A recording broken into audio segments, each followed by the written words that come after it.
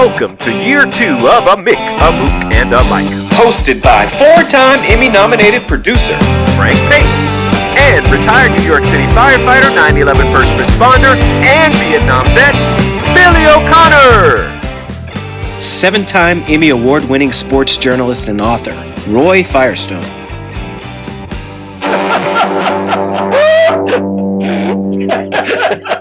No, Frank was in a rock band. How you doing, my brother? Good, you? Good. Could be any better, brother. What do you know? What do I know? What do you hear? What do you say? Yeah, well, what do you say? What do I say? That was By the way, that's Derek Harris. We got Roy Firestone on the show today. It'll be a great show. I'm really looking forward to talking to Roy. 5,000 interviews, man. I know. Isn't it unbelievable? He knows everybody in the world. I was thinking when I met him that who knew more people? He fucking knows 10 times the amount of people that I know. Yeah, I tell you, 5,000, and including Nixon, man. I mean, that must be from the big sports stars. And we'll get onto it when he comes on. You know, I got it. Don't worry about it. You got that's Derek Harris, our intrepid third man in the booth. What do you got, Derek? What you worried about? Well, I got what you're worried about. Speaking of clap, Speaking of the clap, you know what I was thinking of the other day. If this country legalized prostitution and taxed it, no more debt. Yeah, without a doubt, no more debt. And if just think what it would do for the doctors in the world with treating the clap. Well, the hell with the doctors. I mean, just look at what it would do for society. I mean, Australia is legal. Right. Prostitution's legal. Right. Canada's prostitution's legal. Is it? Absolutely. Oh, I didn't know that. I got to take a couple of trips across the border. No, but yeah, without a doubt, tax it, and of course, it's the oldest profession in the world. It's not going anywhere. You know. So I mean, if prostitution was legal, and if drugs were legal, and they were taxed, this country would be out of debt. Well, how many fucking people are in jail right now doing time for smoking pot? Well, I don't know. Tons. I mean, probably 40% of the people that are locked up are incarcerated for doing pot. You know, like in the South, especially Florida, Georgia, Alabama. I mean, they bust a guy for doing pot and they give him 10 years. You know, like ridiculous. It's crazy. And now R.J. Reynolds and all the big boys are on board. Now they're advertising it all over the place. Speaking of R.J. Reynolds, did you read that Mark Cuban is starting an online prescription drug site where he's going to sell the drugs for 15% over. He's going to buy the drugs at cost, and then he's going to sell them to the public for 15% over cost. So, and I bet it's still 40% cheaper than what the pharmaceutical companies are selling it for. Oh, it's like more than 40%. It's probably like 80% below what the public. Incredible. He's going to make a fortune. I think he will. Without a doubt. I think he will. Because they've been raping us for years, you know? Yep. I mean, I got a buddy, the Tinker. You know, you heard me talk about the Tinker many times. And he has bone cancer. And, it's in remission now. But when he first got it, he called me up. He said, Billy, if I had a gun next to my bed, I'd blow my freaking brains out. Yeah. Because the pain was like incredible, right? Yeah. He takes a pill. Yes, this little tiny pill every day. It's $500 a pill. Yeah. It probably costs $5 to produce. Who the hell? How can anything cost $500 a pill? Cost $500? It's ridiculous. But you need to stay alive. You rob a bank. Of course. You rob a bank if you got to do it. Yep. But speaking of prostitution legal, segue into speaking of prostitution legal. Why don't you tell me about your Australian trip? You weren't married then. I wasn't married then, Frank. But loose lips will sink ships. But I wasn't married. But I told you on the phone how the word hooker came into existence. How did it get? Tell the audience. Yeah, it's amazing. Like there's two versions. One is in Britain in the old days, back in the 1800s, early 1800s, the women of the street, or the women of the night, if they saw a guy walking by that they wanted a proposition, they'd hook his arm. That was one version. But the version that I heard and I like is in the Civil War, there was one of Lincoln's generals was called Wild Joe Hooker. True story. And Wild Joe Hooker always outnumbered the Confederates like 3-1, 2-1, 3-1, and he would never attack. And nobody could figure out, Lincoln couldn't figure out why he was so non-aggressive. He would never attack. So one day he pulled a surprise visit down to one of Hooker's camps. I think it was in West Virginia. And he comes up, and the camp, everybody's drinking. Like the sentries are all right, but everybody else is drinking, and there's women all over the place, right? Women of ill repute. And they called them Hooker's girls because they used to follow the army because obviously there's a lot of money to be made if you're following the army, you know. And so that's Hooker's girls, and then later on they shortened it to Hookers, and that's how the word hooker comes about. Well, you might ask me how I know that Australia has legalized prostitution. Billy told me. So, yeah, when I first got to Australia, you know what? Australia, all my life, I had read, and whether it was true or not, I don't know, but when I was a kid, I had read that Australia, which is true, they took a terrible beating in World War II. You know, a lot of their men were wiped out. So I had always heard there's 5 women to every man in Australia. So I was naturally, as a kid, I always wanted to go to Australia. But finally I got the opportunity with the police fire Olympic Games. You know, they have these Olympic Games from cops and firemen all over the country. And they always pick great places to have them. You know, obviously they're going to go for a week or two, and they always have great spots to do it in, you know. They had it in L.A. one year, but they had... Get on with the story. They had it in Australia. Get on with the story, so for Christ's sake. Australia, this is it. I got to get to Australia. And the anticipation, when I said, no way this place is going to live up to the expectations I had. I got there. They outlived the expectations. It was terrific. And we went to Melbourne, you know, which was always South Australia. So it's once you get to Australia, it's another 3,500 miles to get to Melbourne. But I get there, and I get to the hotel room, and I pick up a phone book, and I start looking through the phone book, you know, things to do, you know. Yeah. Of course, I go right to escort service. Things to do. And I'm paging page after page after page of escort service. I said, what the hell's going on here, man? You know, it's crazy. So I call the concierge. Is that it, the concierge? Concierge, whatever. And I says, hey, pal, listen, I'm a fireman. I'm up in a room 204, whatever, and I'm with, you know, the group of 300. I said, what the hell's going on with this phone book here? He says, page after page of hookers. I said, why is there so many hookers? He said, oh, prostitution's legal in Australia, mate. I said, legal?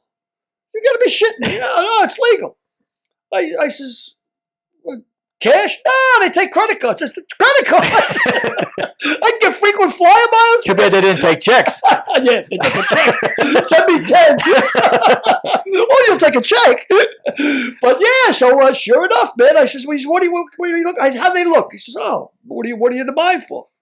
And I didn't know anybody. Obviously, I didn't know anything about Australia. I says, someone that looks like Ellie McPherson, you know, because I knew she was in Australia. Elle McPherson. I thought it was Ellie McPherson. Elle. But anyway, they sent me one that looked like Ellie. Only one? No, I asked for 2. Well, it's funny. I was with this young guy. I was with like a probie in my room. And I says, I'm going to get a couple of hookers. He says, I don't do that. You know, he says, you do what you want, but I don't get hookers.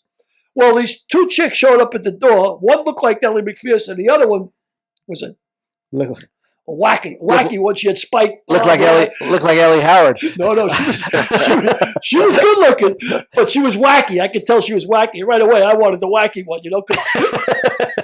I like wacky. And as soon as they showed up, this guy says, I'm in on the hookers, right? I says, you said you didn't want? No, I'm in on the hookers.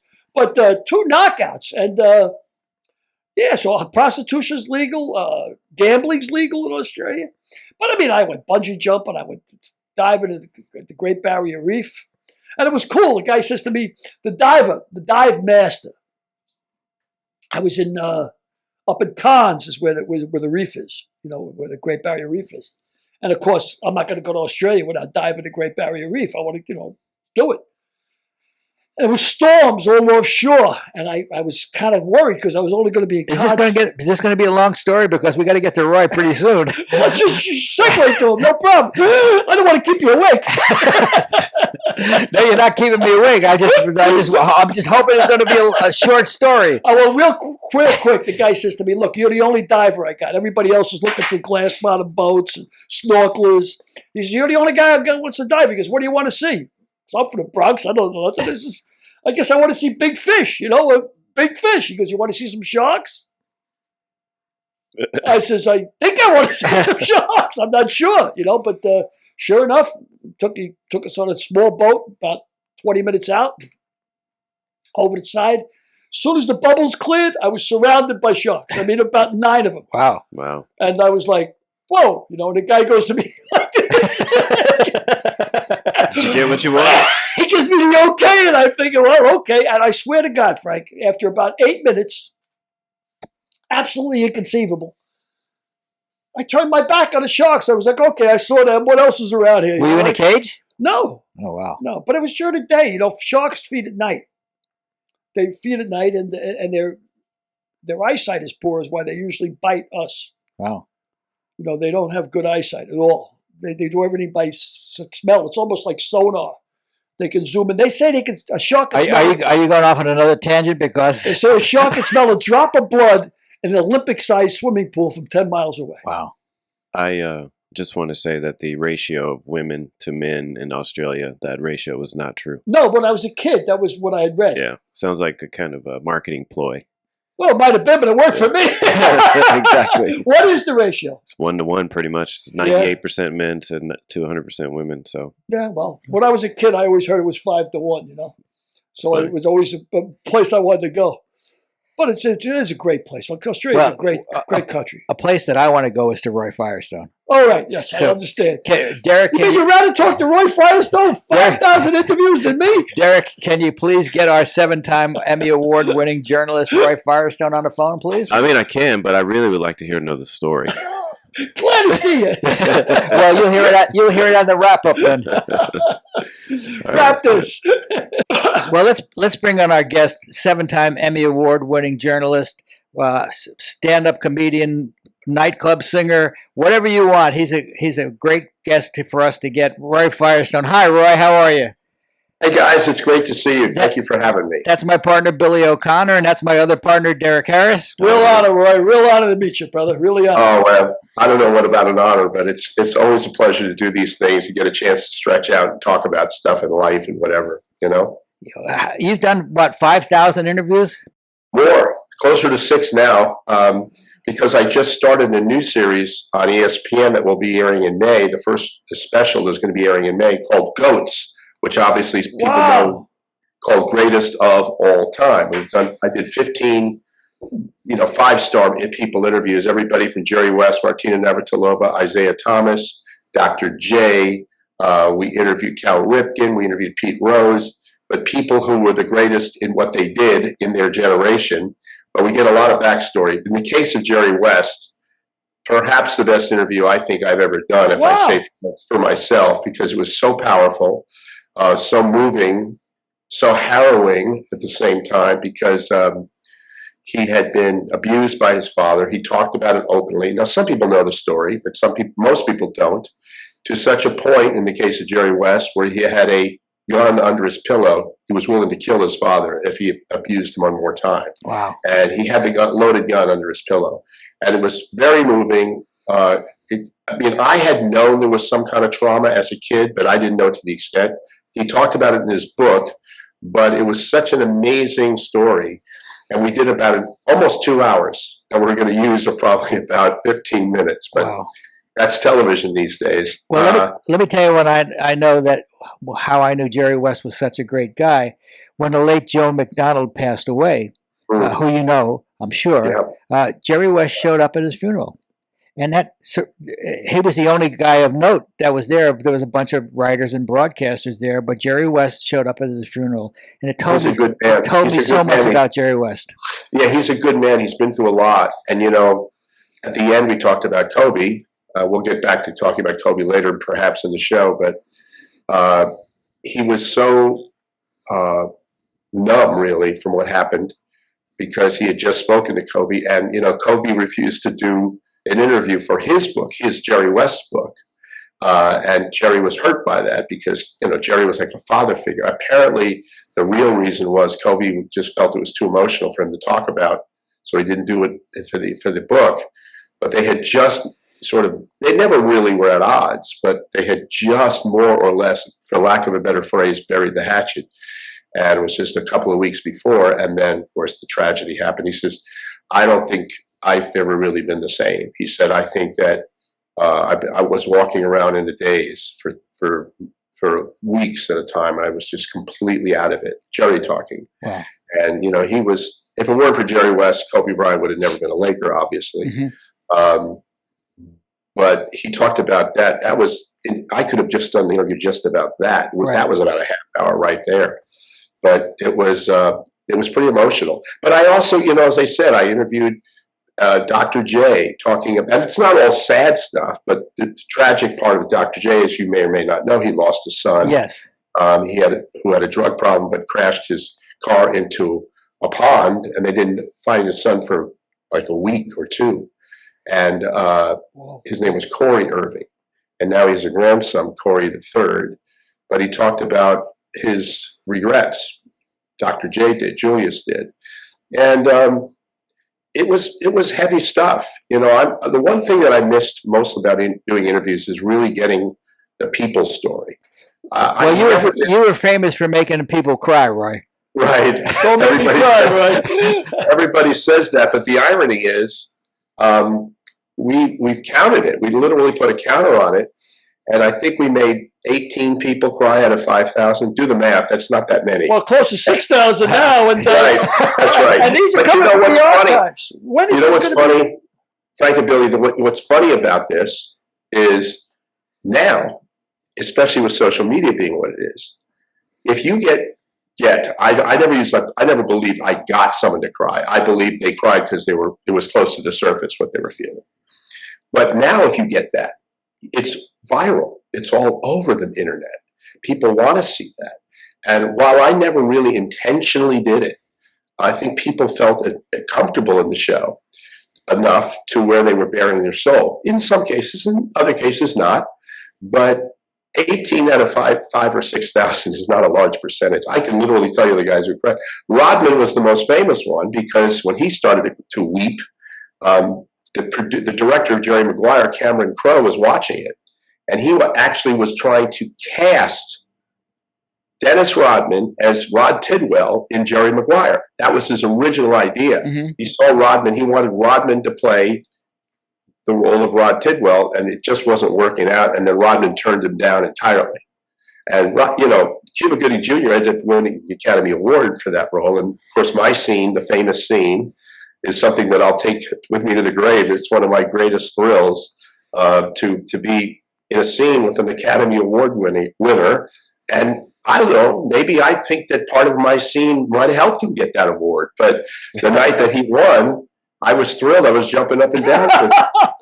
I had a little piece of that. You know what I mean? Yeah, that must have been very gratifying for you to even been in a movie, but then to be in there with Cuba Gooding. Well, I'll tell you a little story. I don't know if you guys are going to drop pictures in live today or in post. We'll put them in post. Okay. I'll tell you a quick story about it. I know we got a lot of ground to cover, but when I first got the opportunity to do Jerry Maguire, Cameron Crowe called our studio and said, you have anybody who's Roy Firestone like? And my producer said, well, you would like to talk to Roy Firestone? I felt like saying, no, I don't mean Roy Firestone, but somebody like Roy. Anyway, so they hired me, and I assumed that the scene was going to be seen in the cutting room floor. That's the only place it would be seen. When I get to the studio, Sony Studios in Culver City, I went on the lot. I'm looking for the actual studio, which studio was shooting Jerry Maguire. No one knew what the movie was about, so no one knew where anything was. So I had to go from door to door. So I finally go to 16B. I'm just going to make up the name, whatever it was. And I knock on the door for the studio, and opens the door. Who opens the door? Tom Cruise. Literally opened the door. I mean, wow. You talk about shock. And then, by the way, he's about 5'4". He's a little guy. But I couldn't believe it. And he goes, hey, Roy, what do you think about the Reds? What do you think about the Reds? He's talking about like baseball and sports. He's a big sports guy. I said, and then he goes, have you met Cuba? So I never heard of this guy. You know, he wasn't a star yet, certainly not a big star. He was in maybe a couple other movies. Right. I said, well, I lived in Miami. That's not far from Cuba. He goes, what do you mean? Right? He says, no, Cuba. I said, yeah, Cuba, 90 miles from Miami. He goes, no. He says, Cuba Gooding Jr. I said, I have no idea who you're talking to. He says, let me bring you over. He introduces me. The guy was not a sports fan, Cuba Gooding Jr. He was a rollerblader. That was his, and he played roller hockey. That's about his, but he did not follow sports. So he really didn't know much about who I was. So the two of us, not really knowing each other, had to do a scene like there was a very intimate, heavy, emotional scene, which was comic and sad at the same time. We do the scene, and the line was, you might remember where I go, your brother lost a leg in a tragic bass fishing accident, because they wanted me to ad-lib some things that happened to this guy over the years. And I'm making stuff up. And if you look at the scene now, if you look very carefully before they cut away back to me, you can see him going, like he's trying not to laugh. It was a total ad-lib. Anyway, so the scene goes on, and I think it's going to be on the cutting room floor, and it wasn't. It's a big scene, it's a crucial scene, which will always be in there. He goes from across the table when he gets the contract and hugs me. Remember that? Yeah. Well, I wasn't ready for that either. He had lived that too.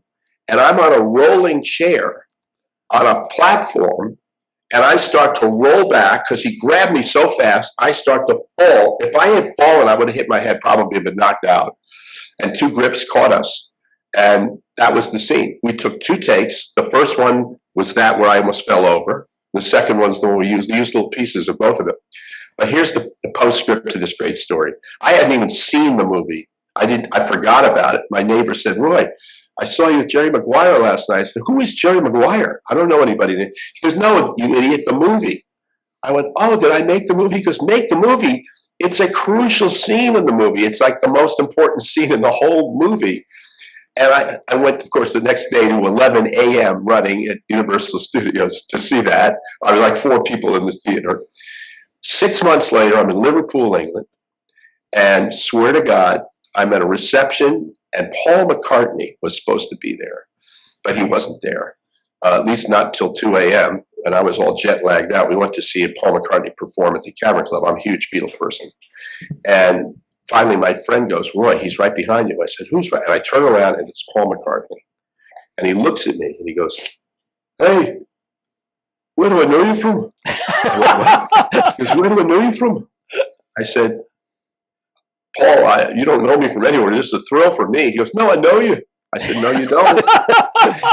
Yes, I do. And finally, the woman who was his like publicist or something said, he means the movie. His music's in the movie. I went, oh, you mean Jerry Maguire? He goes, that's it. You're the guy who makes him cry. I said, well, I guess so. He goes, what's your name? I said, my name is Roy. He goes, don't make me cry, Roy. Now, Paul McCartney saying that just about made my life, you know. And the irony is, in the movie, if you really look at it, Cuba Gooding Jr. never says, don't make me cry, since he said, you're not going to make me cry. Right. He never said, don't make me cry, Roy. Paul McCartney is the first person who's coined the phrase, don't make me cry, Roy. Now, at every airport, every car wash, every supermarket in my life, every day of my life, they go, don't make me cry, Roy. Everyone says that. And ball players, athletes, it's a calling card for me. Yeah. But the idea that Paul McCartney would see that just shows you the reach of a movie that he saw it. And the reason he saw it so many times, he saw it movie 30 times, because he was trying to place his music where he wanted it in the movie. So he kept rewinding it over and over again. And that was probably the biggest thrill I had in public life, for sure. How'd you get interested in the Beatles? Well, I'm from Miami Beach, and the second week the Beatles were in America, they came to Miami Beach to do on the Ed Sullivan Show. People forget there were back-to-back Ed Sullivan shows. Correct. Famous one, I think there was 67 or 70 million people saw it, which in those days was just about almost every television that was turned on that night. And they played a place called the Deauville Hotel, which, by the way, is being torn down as we speak. So that's the end of that era. But they played at a hotel, and I lived about 6 blocks from the famous picture of Ali or Cassius Clay back then. Right. We're fighting with the Beatles, doing that promotional photo. I lived so close, literally I could walk to it. It was the Fifth Street Gym where Ali, then Clay, was training. But another cool part of the story is, and I don't want to get too long-winded because I know we have a lot of stuff, but I'm at school, and my friend Johnny Pollock and I used to get together, twice a week, go over his house, or he'd come over to my house. I say, hey, Johnny, want to get together after school? He goes, I can't. I said, why not? A dentist appointment or something? He goes, no, I can't. Well, can you tell me why? He goes, I can't tell you why. Well, when you're 8 years old or 9 years old, a kid telling you he can't tell you why, that opens the door of, you got to tell me why. And he wouldn't tell me. He says, I'm not allowed to tell. Then when I heard, I'm not allowed to tell you. So it turns out the Beatles were staying at his house because they couldn't deal with the security problems at the hotel where all the screaming girls were. So Johnny Pollock, my friend, the Beatles stayed there for 4 nights. All those photographs of the Beatles in swimming pools and water skiing, that's Johnny Pollock's father's boat. That's their swimming pool. Wow. So it had an enormous impact on me. And I'm a very sentimental person, very nostalgic person. If you ever saw my house is decorated in, lots of sports memorabilia and a lot of Beatles memorabilia. And it's a throwback to all my great memories. But Beatles were the most important creative force in my life, as it is for a lot of people. I'm not a musician, but I do sing. But I can tell you that their being on the Ed Sullivan Show when I was, maybe 8 or 9, was truly a critical moment for me. I just thought, I want to be around a microphone. I'm not going to be a Beatle, but I want to be around a microphone. And then the other part of it is when I was bat boy for the Orioles in spring training in the 1970-71 seasons with Brooks and Frank and Boog Powell and Jim Palmer, Cuellar, all those guys. I got to meet players up close, no pun intended up close, because that was the name of the show. And I further wanted to be around a microphone. I wanted to have something to do with broadcasting, because between the Beatles and baseball, those were my 2 biggest loves, and still are. So let me ask you, you have an interesting story about how you became the Orioles bat boy. Why don't you tell us that? Well, I grew up in Miami. There were no major league Marlins. The minor league team, AA team, was the Marlins. But you get in there for 50 cents, and it's a minor league game. No one cared. But I always looked at when the Orioles came to town to train, because they trained first in Miami when I was a kid. It was like the circus coming to town because we had no real professional sports. Even in 1965, there wasn't even a Miami Dolphins. So I'm like, teenager or early teens. And I wanted, 14, 15, I wanted to meet the truck, the Orioles equipment truck. Mm-hmm. I couldn't even drive yet. My mother drove me there. We waited outside for 2.5 hours. Finally, the truck pulls up because it said in the paper, equipment is coming in today. So they get off the truck, big moving van with these huge, stevedore type of things, these, big cases. And I said, hey, can I help you? He said, get lost, kid. Get out of here. I said, I'd really like to help. All right, you can help with this. Bring that in. And meanwhile, as I'm doing it, I'm talking to them going, oh, I'm a huge base fan. I'm a huge fan. And, yeah, kid. I said, do you have anybody to help you Monday?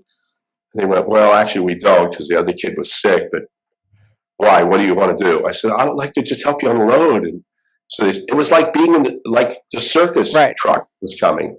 I helped them unload it, and then I talked my way into becoming a clubhouse boy. At 15. 15 or 14, yeah. And the first guy I met that day, when the players started coming, was Brooks Robinson. And I'm a huge Brooks Robinson fan. And I don't know how much your audience, you have younger demographics, I'm sure, too. I don't know if they even know who Brooks Robinson is, but he's probably the greatest defensive third baseman of all time, and among the greatest third basemen, period. Maybe Schmidt is better, but not many. He says, hey, partner, you want to play some pepper? So within 5 minutes, I went from just some jerk on the street, some little kid, to playing pepper with my idol. And Pepper, we are still friends 51 years later. That's he stayed at my house when Frank Robinson's memorial was in Los Angeles. He remains a very dear friend of mine. And the greatest thing of all that's ever happened to me was when they unveiled the statue of him at Oriole Park in Camden Yards in Baltimore. Brooks called me up and asked me, would I introduce it with a speech? Wow. Well, I mean, I don't know that you could possibly get a bigger thrill than that. For me, it's being able to people to tell there were thousands and thousands of people at this thing. It's on YouTube, but that I'm sitting there telling my hero why I love him and why I admire him. You don't get that many chances in life to do something like that. You don't get a chance to tell it to your father or your brother necessarily, but to say it in public, the guy that I idolize, and he's emotional, I'm emotional. It was a tremendous day. And so between the Beatles and the Orioles, those are my big thrills, and those are my big connections to getting into broadcasting in the first place. And there's so many other stories that go with it. But how'd you get your first broadcasting job in Miami? Well, I almost kind of talked my way into that too. I figured you might have. I kind of I putted around with the big station, which was the CBS affiliate in those days, WTVJ. And one thing led to another. I got an internship. And I think I topped out, and I worked like 60 hours a week. I think they gave me $80 for the week. And I was thrilled to get it, by the way. And then they said, there's an opening for weekend sports at the ABC affiliate. Why don't you go over and audition? But then I have a lot of ham in me. Frank knows this because Frank. You think? Yeah, a lot. But I went up there and I pretended I was a sportscaster, reading teleprompter. Hi again, everybody. I'm Roy Firestone, and welcome to And it was kind of ad-libbing my way through it. And they said, you have pretty good energy. You're raw material here, but we think you've got some ability. I was given the job, and I went from $80 a week to $250 a week. And you were in Clover. Hey, I thought it was in those days. I really did. I thought it was a lot of money. Then I got canned after 2 years because I was too young, and I came out to Los Angeles. So I went from you know what the expression failure way. Didn't you go in to get a raise and then you got canned? That's right. Very good. I went in there. I said, the guy's name was Dow. His first name was Dow. That was his name. His name was Dow. I said, hey, Dow, I don't know if you noticed, but I'm starting to catch a little momentum here in town. And people are starting to write things about me. And I said, I'm going to pitch going from the 250 to 350, if you don't mind, if we can maybe make that happen. I think I'd like to maybe sign a new deal. I never had a deal to sign, by the way. There was no contract in those days. He goes, I'm glad you came in because you're fired. You're not working with us anymore. I went, well, I could go back to the 250. It's not that big a deal. It was so humbling. And by the way, this is an inspiring part of the story. And by the way, I'm far from the most unique person to tell stories like this.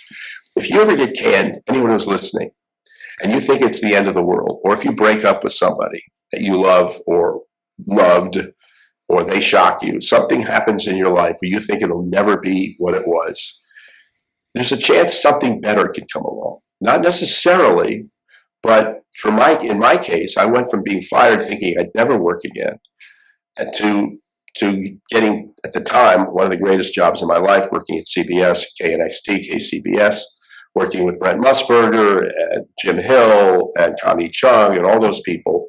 It really groomed me into becoming whatever kind of journalist I might be. I think I'm half shtick, half journalist, but it groomed me. But I'll tell you a very quick story. My father was sorry for me, and he was heartbroken for me because, let's face it, father's pride. And I'm in Miami, my hometown, and all of a sudden he's got to tell his friends that his son is not working there anymore. So I had to think about his feelings too. So I was getting some nibbles, and I got a nibble from Des Moines, Iowa. And I told my father, he goes, that's a great market. Des Moines is great. It's only 11 hours out of Chicago or whatever it was.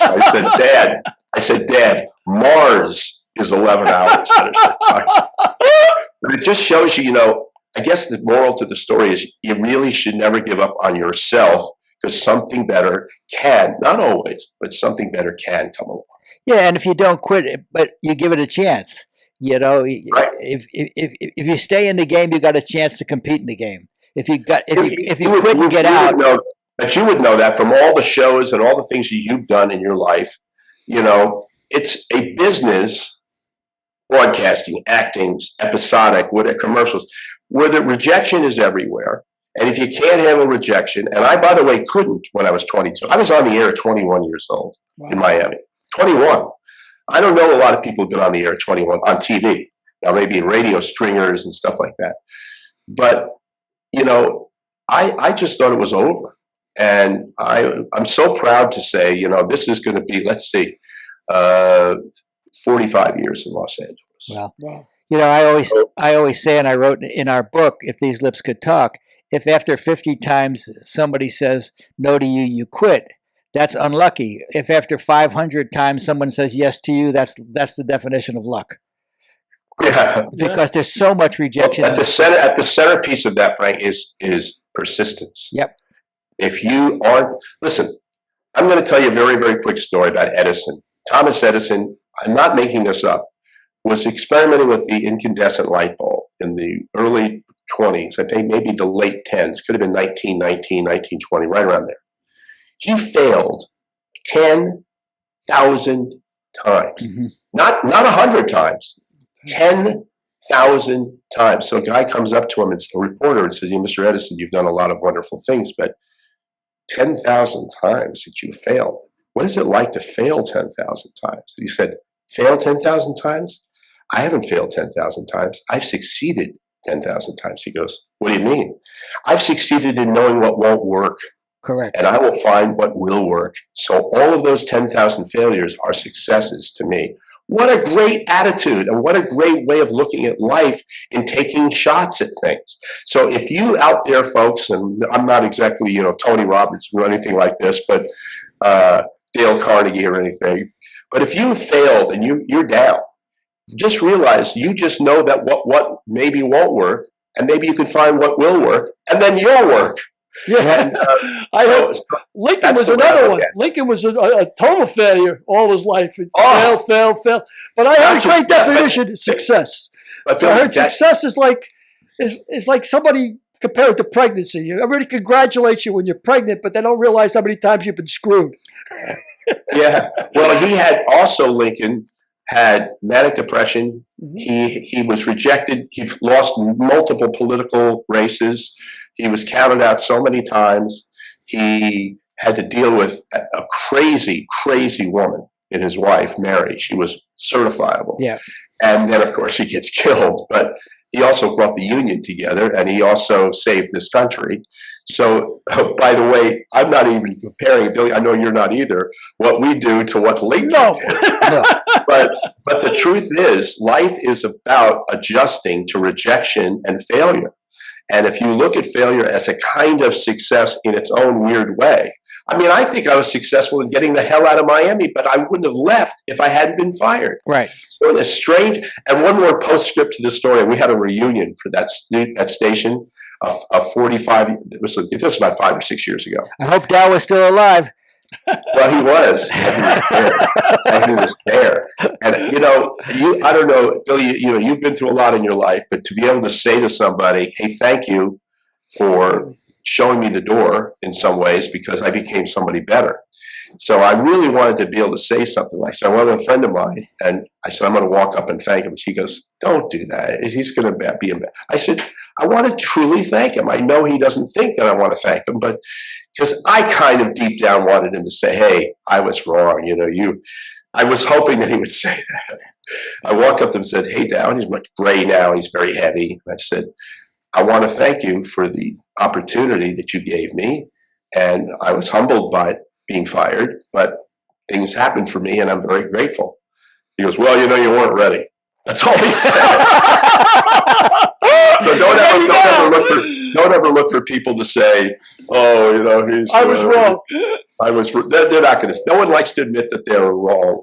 And maybe he wasn't wrong for his time, but I'm so grateful. I mean, gratitude is everything, man. It's like how you look at your life is full of not just half full glasses, but being grateful for being able to breathe and being able to walk the streets and be healthy enough, especially in these times, to live a life And again, we're in very, very hard times, very challenging times. But to be grateful, I'm talking, Frank knows this because Rod Carew is really a very, very inspirational figure to me. And this is a guy who should have been dead probably a couple of 3 times. And he's endured also tragedy with his own daughter losing her life. Yes. Yeah. And he's still grateful. And he's grateful for all the things that happened in his life. I think Michelle, his daughter, helped before she died teach him humility and gratitude.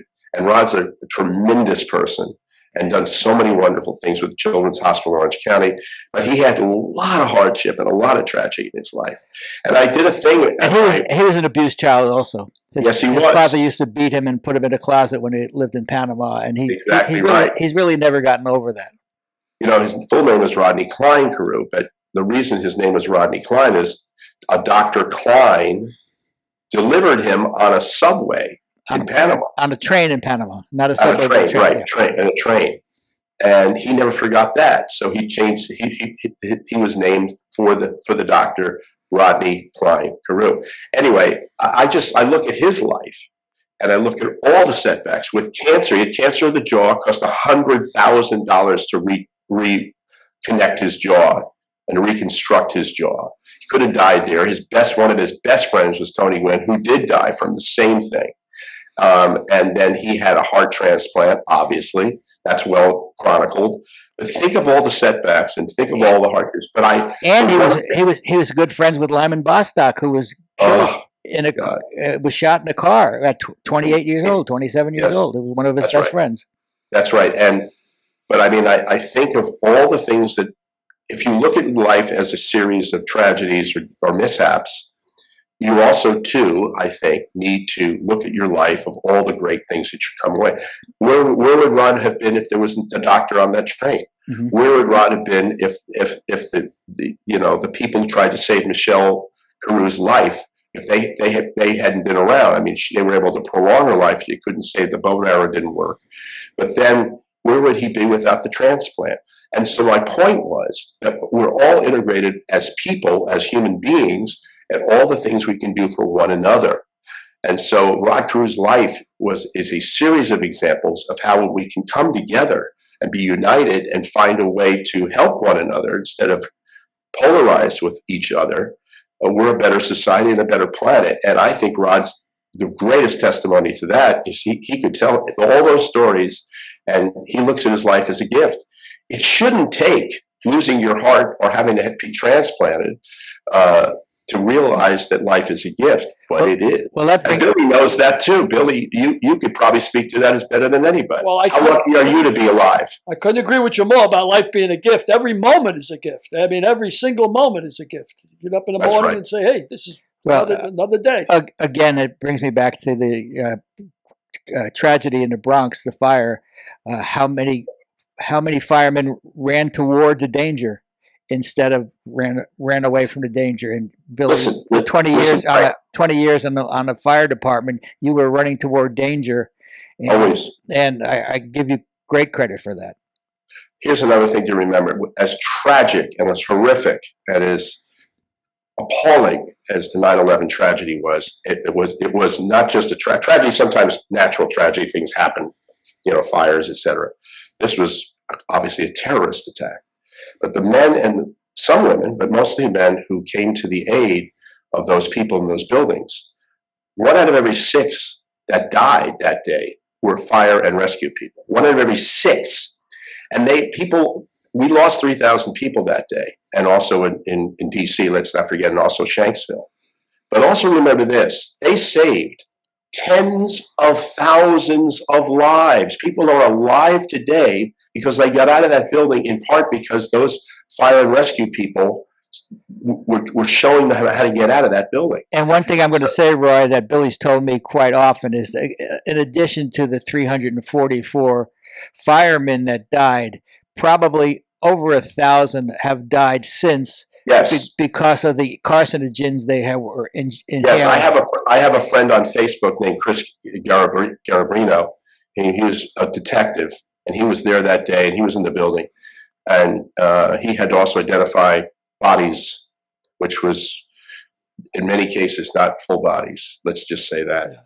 And he told me that he's had health problems for 20 years, more or less, more than 20 years now. He should have been dead 3 or 4 times. He's known hundreds of his colleagues who have died, cancer, asbestos poisoning, kidney problems, liver problems. And these people, they finally got the aid they were seeking. It took a while, but finally Congress decided to pass an allocation for these people's medical John help. Stewart had a lot to do with that too. John Stewart had an awful lot. Huge advocate for us. Yes, tremendous stuff. And just again, I mean, I don't need to turn this into Dale Carnegie, but just remember how lucky you are to be breathing, folks. And if you have had COVID and you couldn't breathe and you're still alive, be lucky that you recovered. Well, exactly. Well, along this line, because it's not a happy topic, but I was watching recently the Jimmy V speech. Yeah. And then at the last instant, I caught a glance of Roy Firestone in the audience. Why don't you tell us what the Jimmy V speech was like, and how you responded? Let me first of all say, it was at Radio City Music Hall. There's tons of people there. It was packed, and he had such advanced cancer he really couldn't walk up the steps to the podium. And I remember Jimmy V was escorted, I'll say the word, it's escorted by Dick Vitale, who, by the way, is also battling cancer right now. Right. Oh, I didn't know. And also Coach K, Mike Krzyzewski. And I'm right there. I'm like the 3rd or 4th row. I'm sitting next to Lou Holtz and Joe Theismann. And I don't think the guy's going to be able to make it up the stairs. He was like a limp sack. And he finally got up there, and something happened when he got on that stage. The light went on. The light went on, like when Tony Bennett went on. But Tony Bennett also was at Radio City Music Hall. We saw it in December, and it was and he has Alzheimer's, and the light went on for him, and he became Tony Bennett. It was magical. Well, I always watched this Twilight Zone episode with Mr. Death is trying to take away Ed Wynn in this Twilight Zone character, and Ed Wynn talks him out of missing his time for a child he was going to take. He out-talked Death, basically. And I really believe that night, Jimmy V kind of out-talked Death. He stood at that podium, and for what it was, 18 minutes, he electrified that crowd, and he was alive, and he was out-dueling Death for how many weeks he had left. He was alive, and he was vibrant, and that speech will live forever. And Jimmy V Foundation has raised tens of millions of dollars. And by the way, Dick Vitale, one of them, helped raise that money. He told me a story, by the way, just a little sidebar, that he went to a Taylor Swift concert with his daughters. This is probably 10 years ago.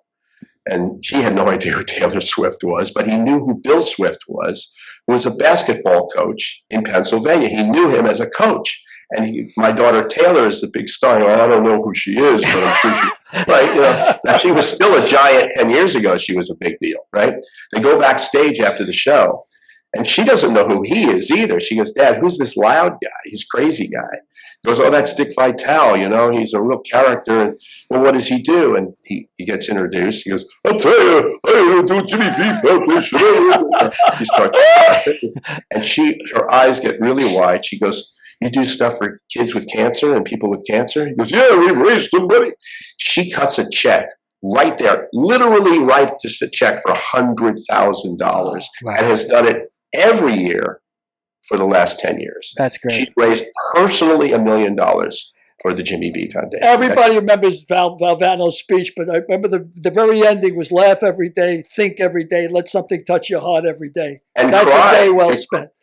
People think that, we'll get back to the tears thing with me, but people think that crying is a weakness. It's a strength, man. Without a doubt. Yeah. To be able to cry and to be able to express your real feelings instead of hiding behind some veneer, it takes courage to cry. Now, again, on my show, whatever it was, 16, 18 people cried, but I think people are kind of remember that because it was authentic. Yep. And I think we live in a society that's very couched and very protected, and people don't really get to show who they really are. I mean, when Bob Saget just died, you finally learned if you didn't know, what a fabulous person this guy was, how much he touched people's lives, how much he cared for other people. Yeah. And it shouldn't take someone's, death for us to appreciate that. But again, it's all about being grateful. And it comes back to that great gratitude. I can't impress upon it enough. Listen, I've had my ups and downs in this business. I've been very successful. I've also had lots of slumps and tough periods. But you got to stay grateful. I mean, even for little things in your life, seeing your children grow up, being able to be on this planet with both your feet on the ground. It's, those are the important things. Such a blessing. That's the only thing that matters. Those are the important things. See, that's the only thing that really matters. Yep. And also in your life, if in your life you have done something that has made someone feel good, I have this phrase and I use it in my show, and I'll talk about this towards the end of the show if you want. Muhammad Ali's story, Frank, you know it too. But I think the most important thing is to uplift one another. Mm-hmm. Not necessarily in a religious way, but just uplift somebody in a gesture. They do a kind thing for somebody. We could use it now more than ever. And I think the problem is we've forgotten the ways to uplift each other, and we're at each other's throats. Whatever your politics might be, we need to stop that. We need to find a way. If we don't agree, fine, we can just agree to disagree. But we need to find a way to uplift each other, make people feel good about being on this planet. And that's my calling card in my life. That's what I really believe. That's a whole different podcast. What America can do to get back together, because we're not together. No, we're not anymore, and we're not going to be. But let me tell you a quick Jim Valvano story that I'm sure you heard.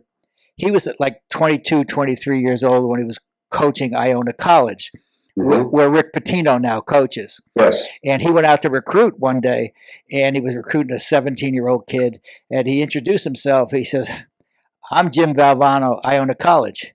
And the 18-year-old guy said, "Holy crap! This guy owns a college. How old are you?" That was a great story. I got one. I think I can up that a little bit. Okay. He was recruiting. He just got the job at NC State.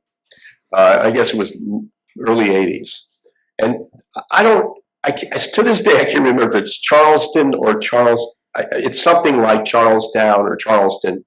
There's one in North Carolina and there's one in South Carolina. Right. He was supposed to do a dinner for recruiting for the NC State in Charleston.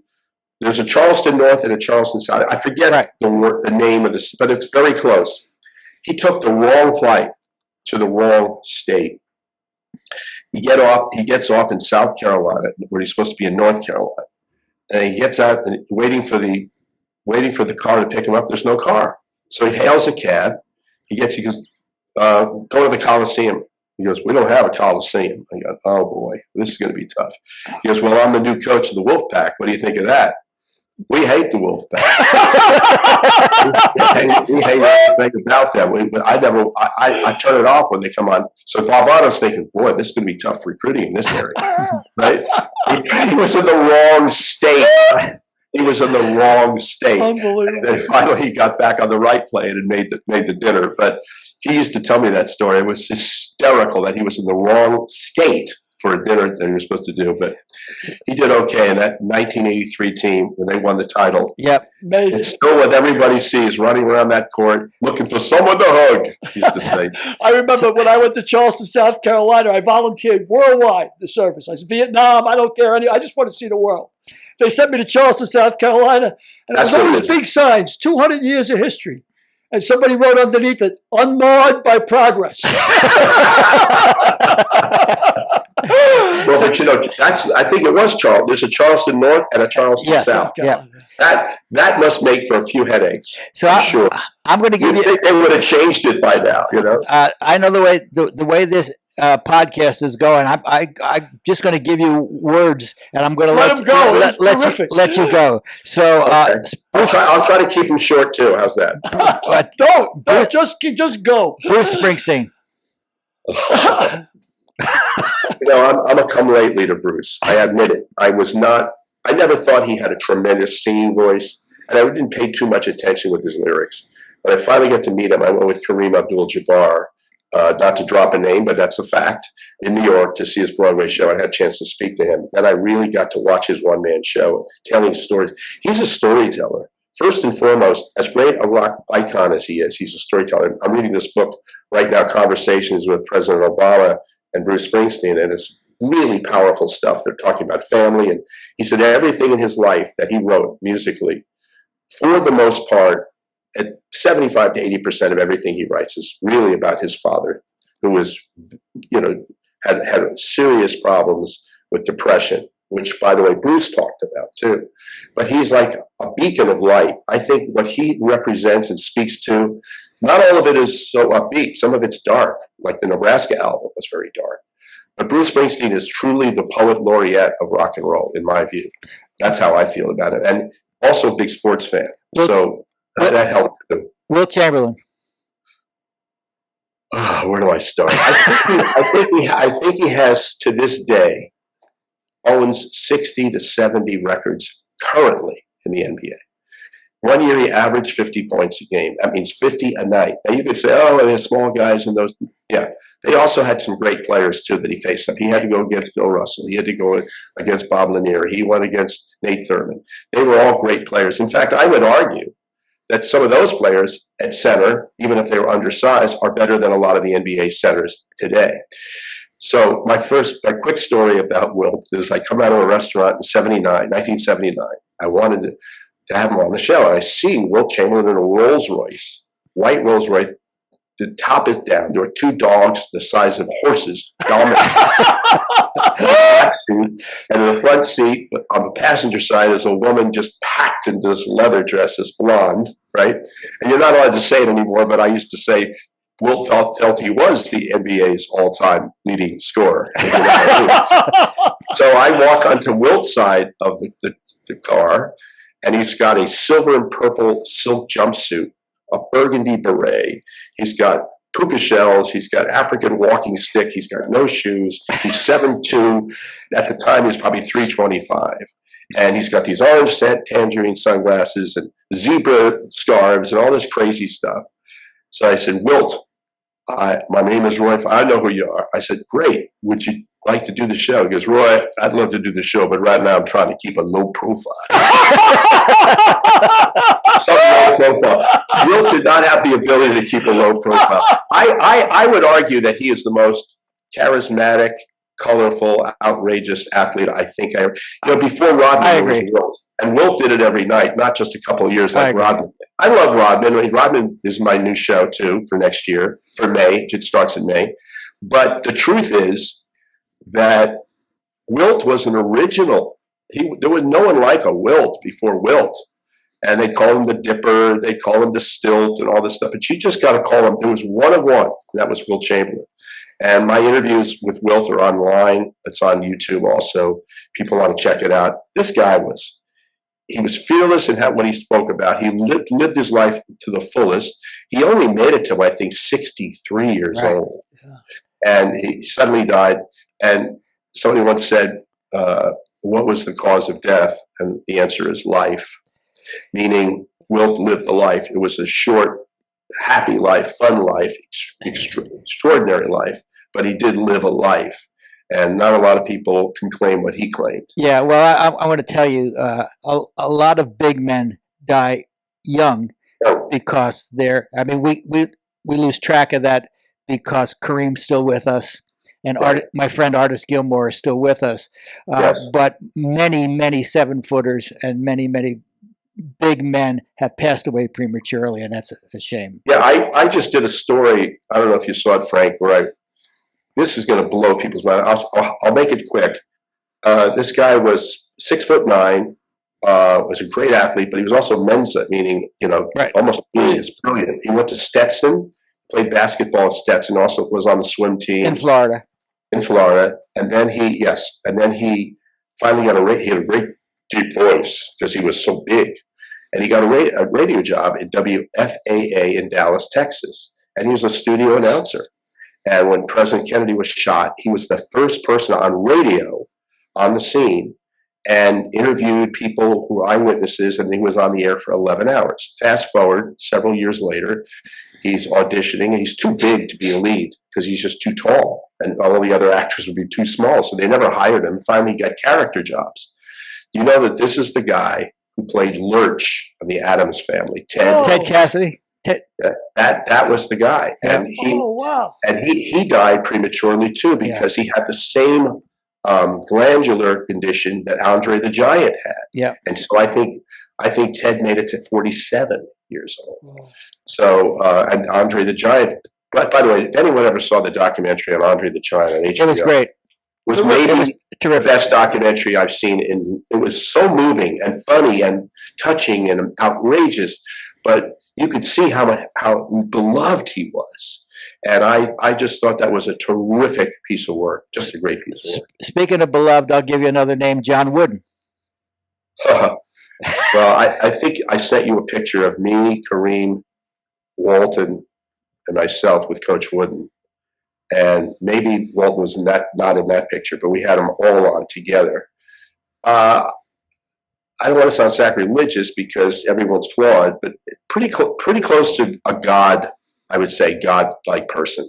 This guy, every step and every breath he took in his life was about doing the right thing, doing the moral thing, doing the thing about character, and doing the job well. He was very fatherly to me, and obviously to his players who loved him to the last day. And Kareem, the only time I've ever seen Kareem really, really completely deferential to anybody was Coach.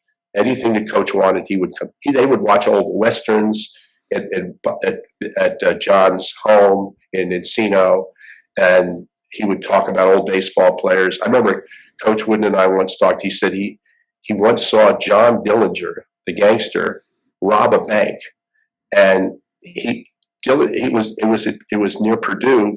Purdue was playing a basketball game. He was just a kid, John was, and Dillinger started firing his gun towards Wooden when he was, again, Wooden was like probably 15 years old, and he rolled under a car and saved his life.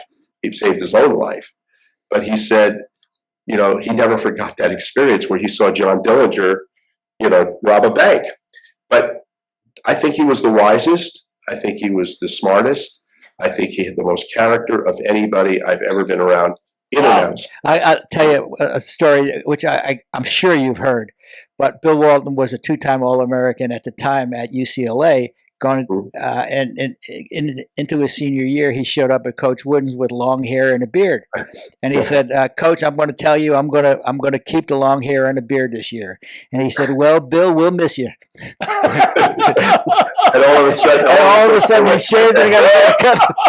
And let me segue into Bill for a second. Yeah. I think that Bill Walton, and if you guys want some pictures, I'll send them to you, but I think Bill Walton is one of the sweetest human beings I've ever met. He did the forward to your. He did the forward to your book. Why don't you give the book a little plug, Roy? Oh, sure. Don't Make Me Cry. If you get it, well, there was a Don't Make Me Cry, Roy. That was my second book. My third book was That's What I'm Talking About. Right. And Bill wrote Bill is so grateful for me. It's ridiculous for him to think that I made his career, but we did put him on our TV show when he still had a bad stuttering problem. And he worked his way through it. And to this day, he credits me for some people will curse me for giving him the microphone. But I think Bill is the sweetest guy I've ever met. And he's authentic. And he's a real human being who loves life and loves people and has done so many wonderful things. We have a foundation, Frank knows this because we had Rod a few years ago, that does charity work for underprivileged kids, sports recreation. And Bill was our honoree. And we give him a check for his charity of $10,000, or he can keep it himself if he wants. No big deal. And he takes the check and he hands it to a paralyzed friend of his who was killed. Was not killed, but it was almost killed in an automobile accident.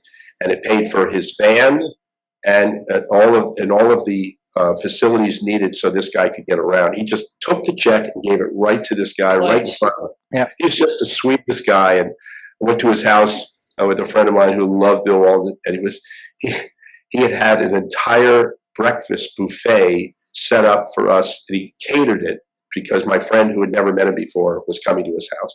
This guy, they don't really have a lot of people on this planet named Bill Walton. And I'll tell you right now, I cannot say enough about this guy and his kindness and his big heart. And, you know, I did an interview, Frank, you may know this, Billy, you may know this too. He wanted to commit suicide when his back was so painful. He could literally not get off the floor. He ate meals on the floor because of his back. Right. And I think he had 57 surgeries. 57 surgeries? 57 surgeries. And finally they did a fusion in San Diego that worked. And every day it's a movie into itself. His wife, Lori, who may not be 5 feet tall, she every day would write. They would have a little schedule. Today, Bill walked to the bathroom. Today, Bill walked to the dinner table. Today, Bill, and every day they would have another achievement. And they've been married more than 40 years, haven't they? Yes, something about close to 40. Yeah.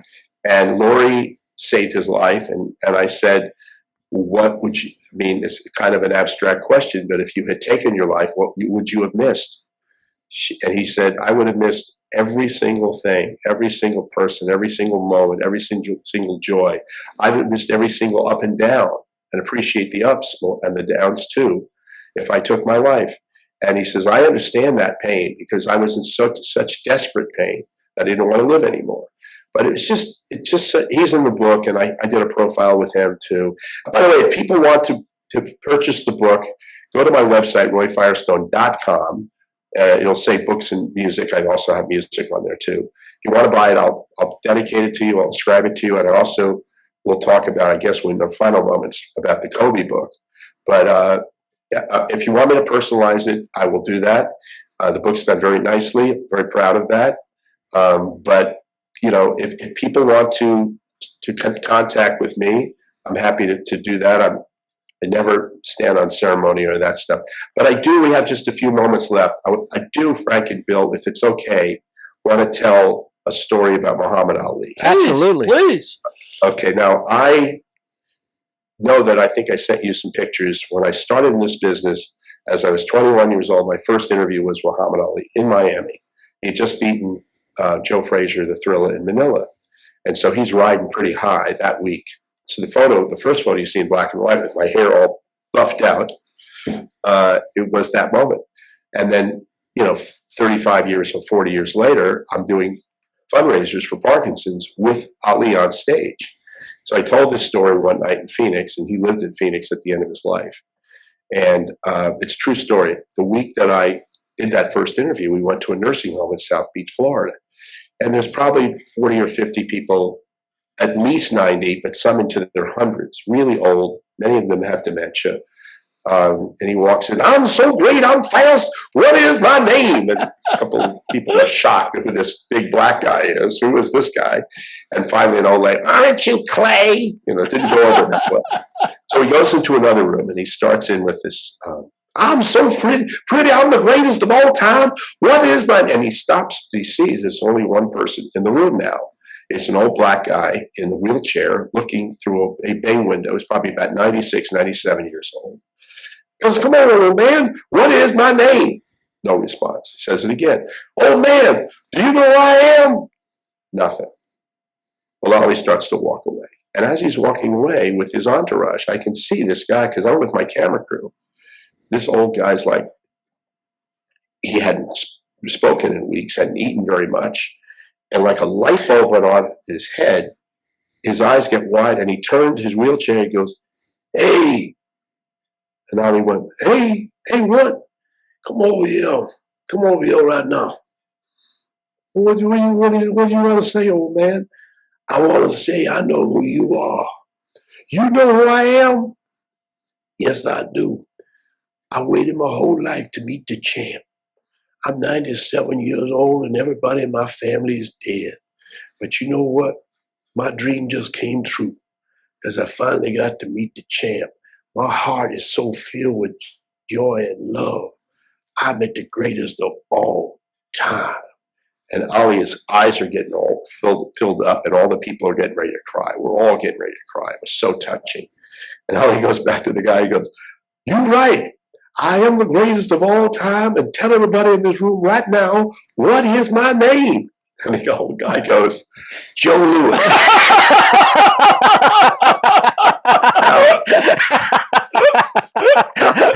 Here's where the story takes on another dimension. Everybody in the room tried to correct me. Joe, hey, the old man, that ain't no Joe Louis. And Ali stopped him. What are you doing? But he said your name was. I know what he said. My name was. I could hear. He said, "Come over here for a second. And I can hear this. I'm about 3 feet away. He starts talking down to the people who were mocking this old man. How dare you do that? What's wrong with you? You people don't have no respect for people. You see that old man, 97 years old, his whole life all he wanted to do was meet the champ. He's a good man, tried to raise money for his family, tried to work hard and put food on the table for children, and you make fun of him? How dare you do that?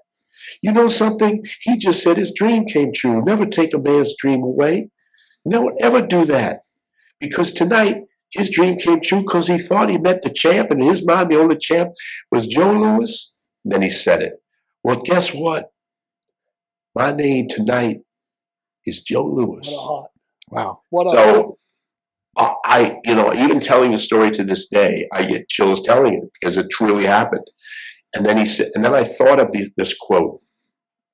It said, how far you go in life depends upon your ability to be tender with the young and compassionate with the aged and tolerant of the weak and strong and those who strive, because someday in your life, you will have been all of those things yourself. Wow. And Muhammad Ali struggled too. He had health problems, very terrible health problems late in life. He had his ups, he had his downs, but he inspired people.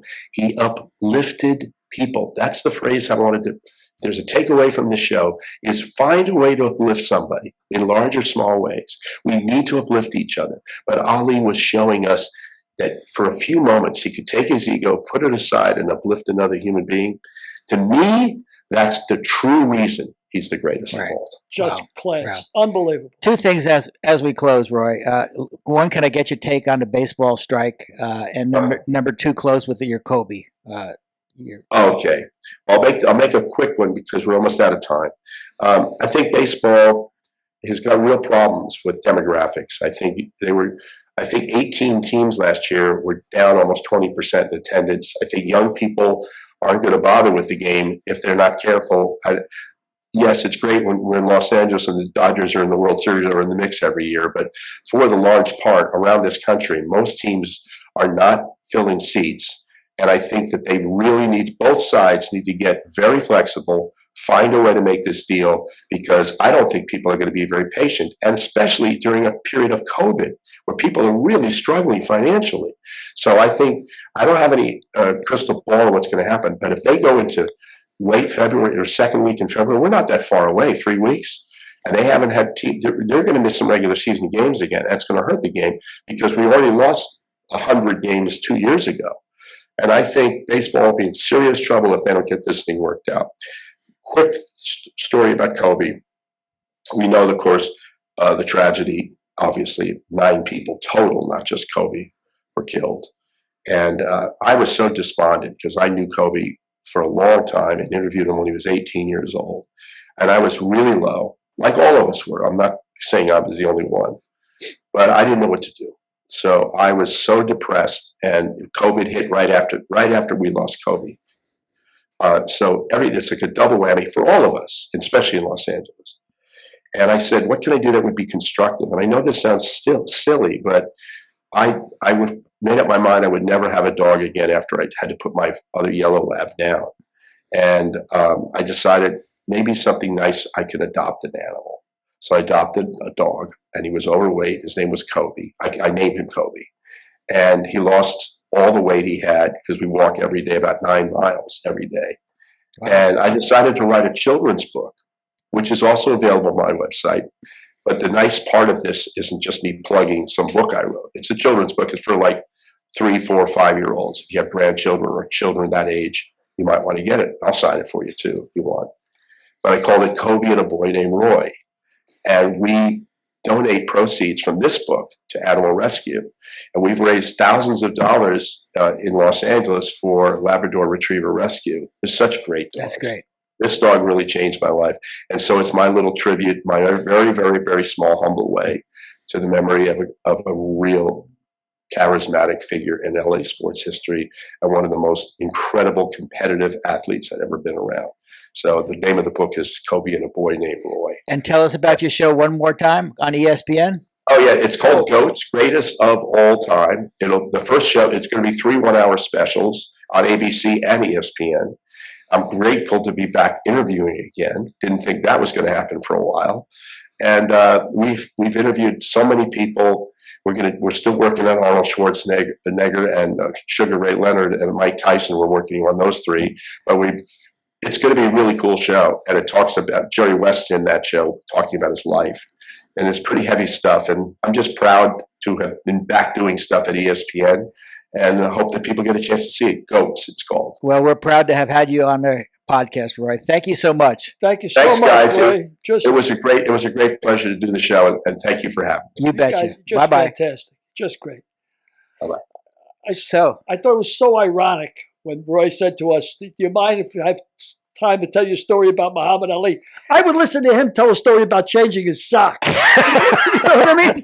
I mean, the guy is just incredible, and the voices, the Paul McCartney, the Ali. I mean, he does an amazing Paul McCartney. Yeah. I mean, and to our viewers out there, I would go to RoyFirestone.com not only to buy his books. It's an entertaining voyage, right? Because you see him do the songs when he mimics. The Beatles. He's the fifth Beatle. Yeah. It's amazing. I mean, Right. the guy's so talented. Well, I talked to Charlie Steiner. I said, Charlie's the voice of the Dodgers, and he's been a guest on our show. And I said, what can I expect from Roy? And he said, expect him to talk a lot. Yeah, but man, I mean, how could you don't want to interrupt him. He's just, and the stories and the people he's met. I didn't even get the chance to talk to him about, you were throwing names at him. And there's so many more. Elton John, Miles Davis, Mickey Mantle, Nixon. I mean, I would have loved to find out. But you could talk to this man for 20 hours. Yeah. Well, I'll look forward to see his series on GOAT. Greatest of all time. Well, imagine the archives that he's going to come up with after over 6,000 interviews, the ones that he selected himself. Oh, no, he's not. They're not. Oh, these are going to be live? They're new interviews. Oh, wow. I didn't even know that. So these are all going to be brand new. Yeah. Man, I'd like to get his highlight just of the 6,000 interviews he had. But this is going to be amazing. He probably knows them all. Oh, yeah. Just incredible story. So, Derek, you said you wanted to hear another story from Billy? Well, I don't want to follow that out. Okay, so we won't let you follow it. I don't think I want to follow it either. So with that, we'll say goodnight. I think we should say goodnight, but what a great interview. I don't want to follow that. Just terrific. Great. Thank you so much. And thank you again, Roy. Next week's guest, internationally renowned graffiti artist, Alex Man One Poli.